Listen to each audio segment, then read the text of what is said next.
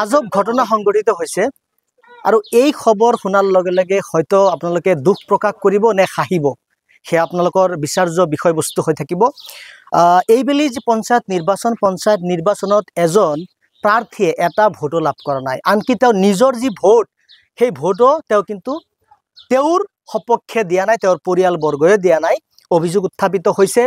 আৰু এই ঘটনা সংঘটিত হৈছে চিৰাং আৰু বঙাইগাঁৱৰ সীমামূৰীয়া এখন ঠাইডোখৰৰ নাম হৈছে সোণাইখোলা। আৰু মই সোণাইখোলা সেইগৰাকী কেণ্ডিডেট ৰেজাউল হক নামৰ সেইগৰাকী যি প্ৰাৰ্থী, আচলতে সদস্য পদৰ প্ৰাৰ্থী, সেই প্ৰাৰ্থীগৰাকীৰ বাসগৃহত উপস্থিত হৈছোঁ। আৰু ইতিমধ্যে তেওঁক ফোনযোগে যোগাযোগ কৰা হৈছিল, তেওঁক ঘৰত মাতা হৈছিল, কিন্তু কোনো ধৰণৰ গুৰুত্ব তেওঁ দিয়া নাই। তেওঁৰ বাসগৃহত এই মুহূৰ্তত উপস্থিত হৈছোঁ আৰু এই অঞ্চলৰ বৃহত্তৰ ৰাইজ তেওঁৰ বাসগৃহত উপস্থিত হৈছে। কাহানিও নুপুজা ঘটনা এটা সংঘটিত হৈছে এইখন অসম মুলুকত। আৰু সেই পৰিৱেশ, বাসগৃহৰ পৰিৱেশ মই এই মুহূৰ্তত দেখুৱাইছোঁ। ৰেজাউল হকৰ বাসগৃহত তেওঁ প্ৰতিদ্বন্দ্বিতা কৰিছিল নিৰ্বাচনত। কেইবাজনো ব্যক্তি আছে, কেণ্ডিডেট এজন আছে, এখেত আছিল এজন কেণ্ডিডেট। এখেতৰ পৰা কিছু কথা মই জানিবলৈ চেষ্টা কৰিম আচলতে ভাৰত তথা অসমৰ ইতিহাসত হয়তো এনেকুৱা ঘটনা বিৰল বা হোৱা নাই, এক ইতিহাস সৃষ্টি কৰিছে ৰেজাউলে বুলি ক'ব লাগিব। পঞ্চায়তত প্ৰাৰ্থী আছিল, নিৰ্দলীয় প্ৰাৰ্থী, কিন্তু নিজৰ ভোটটো নিজে প্ৰদান কৰা নাই, পৰিয়ালৰ মানুহেও প্ৰদান কৰা নাই। ঘটনাটো আচলতে কেনেকৈ কিয় হ'ল আৰু তেওঁ কোনটো পঞ্চায়তৰ পৰা সদস্য পদৰ প্ৰাৰ্থী আছিল, মই আপোনাৰ পৰা সবিশেষ জানিব খুজিছোঁ, কওক। সি আচলতে আছিলে আপোনাৰ আলুখুন্দা, আমাৰ যিটো আলুখুন্দা জিপি, যিটো আলুখুন্দা জিপিৰ আপোনাৰ মানে 4 নম্বৰ যিটো ৱাৰ্ড, সেইটো ৱাৰ্ডৰ পৰা সি খেলিছিল।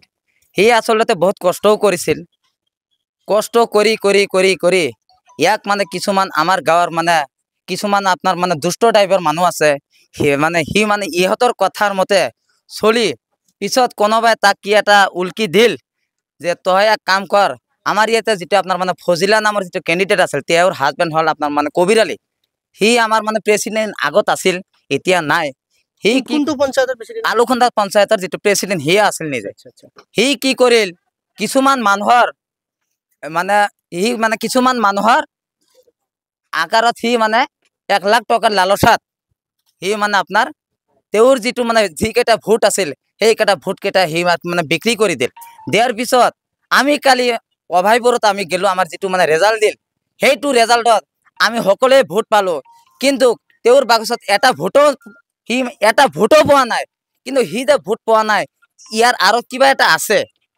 যদি সংবিধানত আপোনাৰ আছে, যদি কোনো কেণ্ডিডেটে যদি এটা ভোটৰ যদি সি মানে নাপায়, সেইটো আইনমতে কি ব্যৱস্থা কৰা যায়, সেইটো আমাৰ হিমন্ত ছাৰৰ ওচৰত আমাৰ কৰোণ আপত্তি। এইটোৰ বাবে আপোনাৰ মানে হিমন্ত ছাৰ কি ব্যৱস্থা লয়, সেইটো আৰু কি আমাৰ হিমন্ত ছাৰ ব্যৱস্থা লওক। এইটো অভিযোগ উত্থাপন কৰাটো ডাঙৰ কথা নহয়। আপুনি ৰেজাউলৰ বিৰুদ্ধে অভিযোগ উত্থাপন কৰিছে, 1 লাখ টকাৰ বিনিময়ত তেওঁ বেলেগ এজনৰ লগত মীমাংসাত আহিছে। আচলতে তেওঁ নিজৰ পৰিয়ালৰ ভোটো সেই প্ৰাৰ্থীগৰাকীক দিছে, তেওঁ কেণ্ডিডেট হোৱা উপৰিও। গতিকে আপোনাৰ হাতত এনেকুৱা কি প্ৰমাণ আছে যাৰ ভিত্তিত আপুনি কৈ আছে 1 লাখ টকাৰ বিনিময়ত তেওঁ? আপোনাৰ ৰেজাউল হক তেওঁৰ মানে নিজা খুৰা, সিয়ে আপোনাৰ মানে এতিয়া যদি আপোনালোকে আহিব কয়, সি এতিয়া আহিব নিজে। সি পইচাটা লৈছে না লোৱা নাই, ইয়াৰ মানে 3 দিন আগত ইয়াৰ ঘৰতো আপোনাৰ মানে কাজিয়া হৈছিল।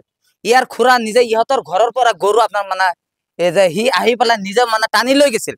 পিছত আমাৰ গাঁৱৰ কিছুমান মানুহে আহি পেলাই ইয়াৰ হাতৰ পৰা গৰুটো আনি ইয়াৰ মানে ঘৰত থৈ গৈছে। আপোনালোকে যদি এতিয়াই প্ৰমাণ খোজে, আমি মানে প্ৰমাণটো আমি এতিয়াই দি দিম। প্ৰমাণ কি আছে হাতত সেইটো কওক। প্ৰমাণ মানে ইয়াৰ যিটো মানে খুৰা নিজে সিয়ে প্ৰমাণ। তাৰ মানে যিহেতু ই যে ইলেকশ্যন খেলিছে, ফাৰ্ষ্টত ইহঁতৰ লগত আলোচনা হৈছে, যেহেতু মোৰ ভাতিজা বা মোৰ ল'ৰা ইলেকশ্যন খেলিব, সিহঁতে মানে চবকেইটা বহি পেলাই ইয়াতে আলোচনা কৰি এটা কৰিছে।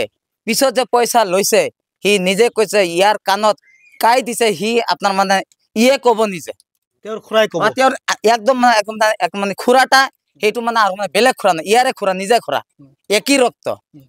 তাৰমানে আপুনি ক'ব খুজিছে পইচাৰ লালসাত, পইচাৰ লালসাত।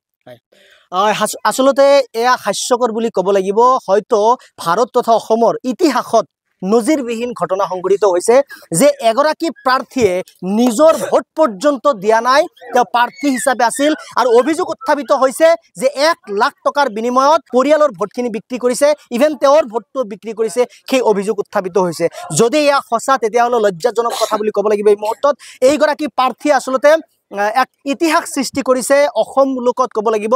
আৰু লজ্জাজনক কথা বুলি ক'ব লাগিব এই মুহূৰ্তত যে প্ৰাৰ্থী হিচাপে থিয় হৈ আচলতে ৰাইজৰ সেৱা কৰাৰ যি মানসিকতা সেয়া লৈ প্ৰাৰ্থী হিচাপে প্ৰতিদ্বন্দ্বিতা আগবঢ়োৱাৰ পিছত কেৱল 1 লাখ টকাৰ বিনিময়ত নিজক বিক্ৰী কৰি দিছে গতিকে এনেকুৱা ঘটনা হয়তো কাহানি হৈছে না নাই হয়তো আপোনালোকে কমেন্ট সেকশন খোলা আছে জনাব পাৰিব নিজৰ মতামত